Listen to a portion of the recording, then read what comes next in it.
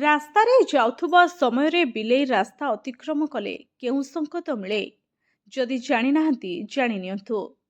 ଯଦି ଆପଣ ରାସ୍ତାରେ ଯିବା ସମୟରେ ଏକ କଳା ବିଲେଇ ଆଗରେ ଅତିକ୍ରମ କଲା କିମ୍ବା ରାସ୍ତା କାଟିଲା, ତେବେ ଅନେକ ଲୋକ ଏହାକୁ ଖରାପ ଘଟଣା ବୋଲି ଭାବି ନିଅନ୍ତି।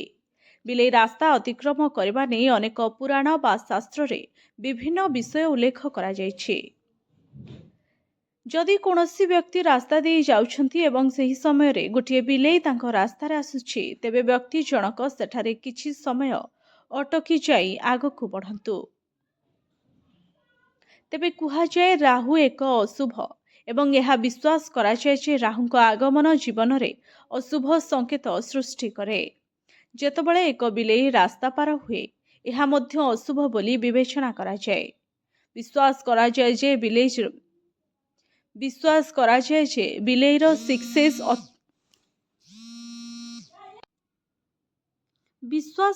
ଯେ ବିଲେଇର ସିକ୍ସ ସେନ୍ସ ଅତ୍ୟନ୍ତ ବିକଶିତ ଏବଂ ଏଣୁ ଏହା ଭବିଷ୍ୟତ ଘଟଣାକୁ ଆଗୁଆ ଜାଣିପାରେ।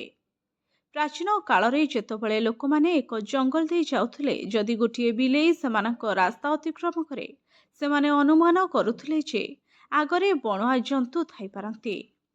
ତେଣୁ ଏହାକୁ ଏକ ଖରାପ ବୋଲି ଭାବିବା ପରିବର୍ତ୍ତେ କିଛି ଲୋକ ଏହାକୁ ବିପଦର ଚେତାବନୀ କିମ୍ବା ଆଲାରାମ ଭାବରେ ବିବେଚନା କରନ୍ତି। Bureau report, HTV Odia.